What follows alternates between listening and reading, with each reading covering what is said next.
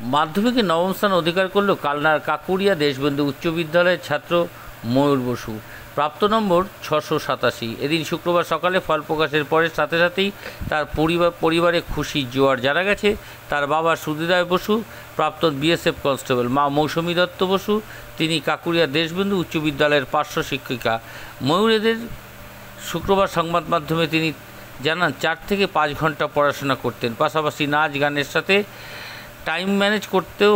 সাংবাদিকদের মুখোমুখি হয়ে তিনি জানান 4 থেকে 5 ঘন্টা পড়াশোনা করতাম, পাশাপাশি নাচ গানের জন্য টাইম ম্যানেজ করতে হতো।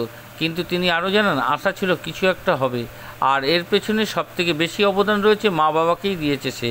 তবে গতানুগতিক পড়াশোনার ইচ্ছা নেই এবং সৃজনশীল পড়াশোনার বা মিশ্রণের একটি করে আগামী দিনে আরও ভালোভাবে এগিয়ে যেতে চায়। 24 ঘন্টা ইন্ডিয়া টিভির প্রতিনিধির বিশেষ প্রতিবেদন।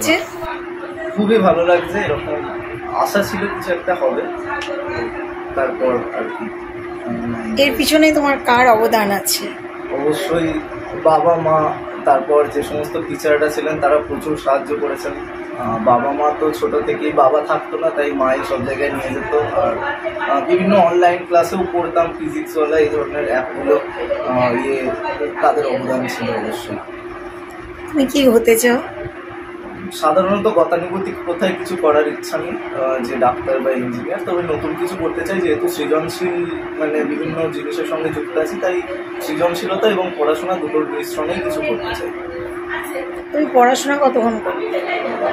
কোনো ঠিকঠাক রুটিন ছিল না, যেরকম ইচ্ছা হতো 4-5 ঘন্টা হয়তো হয়ে যেত। আর তাছাড়া নাচ গান সমস্ত কিছুই করতাম, তাই সেগুলোর টাইম ম্যানেজ করার পর পড়াশোনা করতাম আর কি। তো 4-5 ঘন্টা হতো ডেলি।